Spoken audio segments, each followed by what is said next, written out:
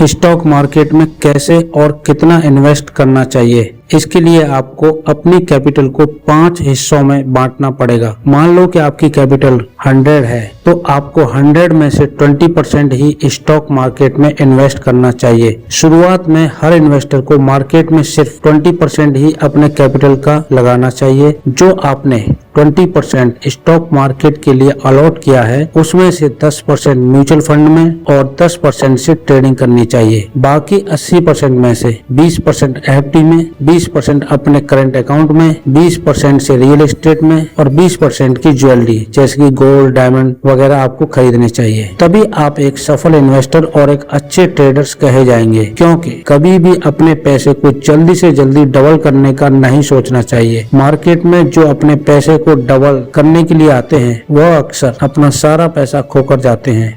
Share बाजार में position का मतलब है कि आप जैसे ही शेयर्स बाई करते हैं तो वो पहले पोजीशन में शो करते हैं। जैसा कि आप देख सकते हैं, अगर आप उनको सेम डे सेल कर देंगे तो वो इंट्राडे होगा। यदि आप बाई किए हुए शेयर्स को 1+1 ट्रेडिंग डे मतलब 2 दिन बाद सेल करते हैं तो शेयर्स पहले आपके होल्डिंग्स में शो करेंगे। उसे आपका लॉन्ग टर्म इन्वेस्टमेंट या शॉर्ट टर्म इन्वेस्टमेंट कह सकते हैं। 1 साल से ज्यादा होल्ड करके शेयर्स को सेल करना लॉन्ग टर्म और 1 साल से कम होल्ड करके शेयर्स को सेल करना शॉर्ट टर्म इन्वेस्टमेंट कहलाता है। अगर आप एक सफल ट्रेडर बनना चाहते हैं तो आपको ब्रोकरेज को अनदेखा नहीं करना चाहिए, क्योंकि ज्यादा ब्रोकरेज समय के साथ साथ आपके प्रॉफिट को भी कम कर सकता है या पूरा प्रॉफिट ही ब्रोकरेज में ही जा सकता है। ब्रोकरेज से पहले एक ब्रोकर को समझते हैं। एक ब्रोकर जैसे कि अब stocks, grow app, angel one और भी ट्रेडिंग एप्स सेलर्स और बायर्स के बीच में एक मीडिएटर के रूप में काम करते हैं और लेन देन पूरा करने में मदद करते हैं, जिसके लिए वो चार्ज करते हैं। उन चार्जेस को ही ब्रोकरेज कहते हैं। ब्रोकर कई क्षेत्रों में काम कर सकते हैं, जिसमें रियल एस्टेट, फाइनेंस और ट्रेडिंग शामिल है। ट्रेडिंग में ब्रोकर अपनी सर्विसेज के लिए जो कमीशन लेते हैं, उस कमीशन को ही ब्रोकरेज कहते हैं। नॉर्मली 20 रुपीज फॉर बाई और same 20 rupees for sale trade दोनों के लिए लगता है। साथ में कुछ टैक्सेस भी होते हैं जो आपकी ट्रेडिंग क्वांटिटी के बेसिस पर बढ़ते जाते हैं, जैसा कि आप अब स्टॉक के ऑनलाइन कैलकुलेटर से भी समझ सकते हो।